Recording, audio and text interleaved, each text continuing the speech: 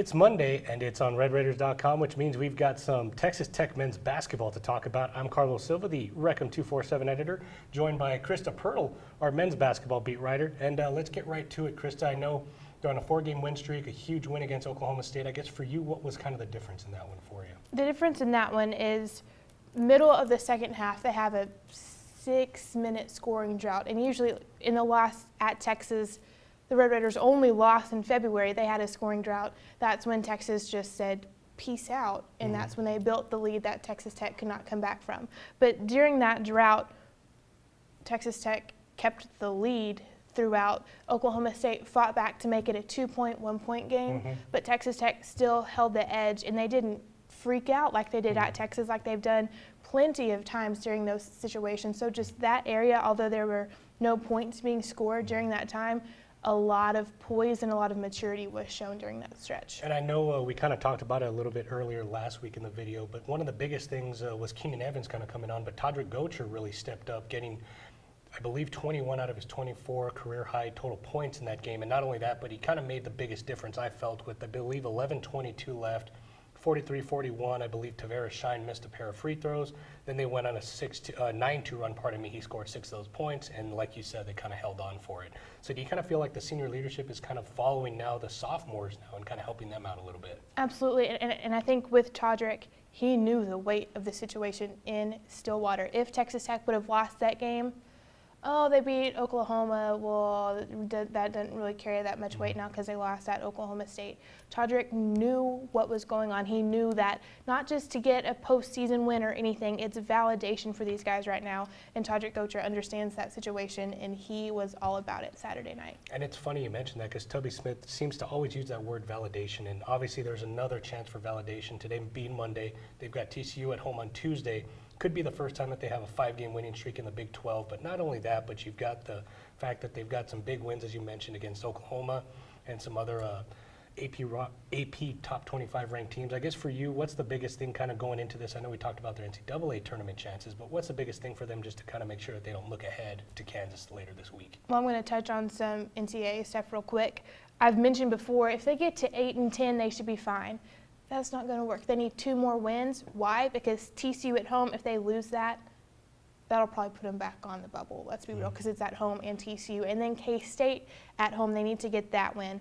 That could also put them on the bubble as well. K-State is a great team, but they cannot lose these home games. They are important. Going up to TCU, when they went there mid-January, I believe, Texas Tech had a sizable edge, and it looked like they might run away with it. And then TCU got a lot of offensive rebounds and a lot of second chance points, got the Horned Frogs back in the game. So they really need to, they've done better on the boards, they've done better defensively, but then you look at Malik Trent for TCU. He didn't play for the Horned Frogs in that game, and he is a huge scorer for TCU that Texas Tech hasn't had to face, so they're going to have their hands full with him. And I guess for you, I guess you kind of feel like it kind of goes upon Zach Smith and Aaron Ross, who's kind of stepped in and could potentially be a six-man player of the year with the way he's been playing and the way he's kind of spread the floor a little bit with his three-point shooting.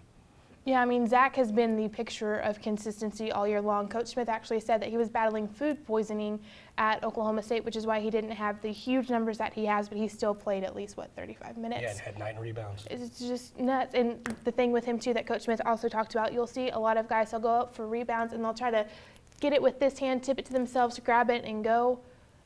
That doesn't work all the time. Zach Smith knows how to do it, goes up with 2 hands, brings it down, chins it, and then gets it to the outlet. So he really knows how to do that. Aaron Ross didn't have his, I mean, he finished in double figures with 12. I believe he's a great free throw shooter. It's just his presence now that everyone knows he can shoot. He draws people out, which, as we talked about before, opens up plenty of driving lanes, which the guys attacked. They were 15 of 20 from the free throw line in the second half. I don't think Oklahoma State even shot 15 free throws on the game, so that was huge. And not only that, but then the other huge thing, the first time they played TCU, that's where Lawrence Odiase got hurt, injured his foot, but then, of course, that allowed Aaron Ross to step in. Matthew Temple, as we well know, has turned himself into a nice player, tied his career high with 11 points against Oklahoma State. I guess for you, is it really going to come down to rebounding and defense, which is really what Tubby Smith has said has fueled this 4-game win streak? Yes. Rebounding is huge. It keeps the opponent to only one possession. So if Texas Tech struggles defensively, they don't need more than one shot of possession to get points. Rebounding, Texas Tech has done okay on the offensive glass. They do get some second chance points, but they are rebounding the ball and they're getting back in transition, whether offensively or defensively. So that's huge. Defensively, if you look at the Oklahoma State game, yes, Oklahoma State did have quite a few three-pointers, but that's where Texas Tech picked their poison and decided to take away the inside game. So that was a win that they didn't have as much inside presence as maybe they had in the past. So it's just kind of a balance. But Texas Tech will need to guard the three-point line on Tuesday. Of course, they did get their third victory of the year on the road. At home, they're about 12-3, so obviously a huge momentum builder just for them to come home in front of their fans where obviously they've had some pretty good victories. I guess for you, what do you kind of feel is going to be the biggest kind of, key to this game? Don't overlook TCU. I mean, that's it. A lot of people talk about trap games for like Oklahoma. Coming to Tech was a trap game for them that they got stuck in because I think it was after the West Virginia game that Buddy Hield actually said we kind of overlooked Texas Tech. And so now Tech is in the position of they could be overlooking people, which how long has it been since those words were uttered in Lubbock? But they can't do it. I think they all know that this game, they can't lose it or else their postseason chances could be lessened. I mean, right now they're projected as a 6 or a 7 seed. They're no longer on the bubble. They are in this thing right now or expected to be. But they need to get this win against TCU, so do not overlook the Horned Frogs. They shoot the ball well. They were kind of struggling a little bit, and then at Iowa State, they were very competitive on the road. Lost by, I think, only 9 to the Cyclones, so they're starting to come together. Well, certainly the Texas Tech men's basketball team is coming together. You can read all the information on RedRaiders.com and in the Avalanche Journal. Thanks to Krista Pirtle, our men's basketball beat writer.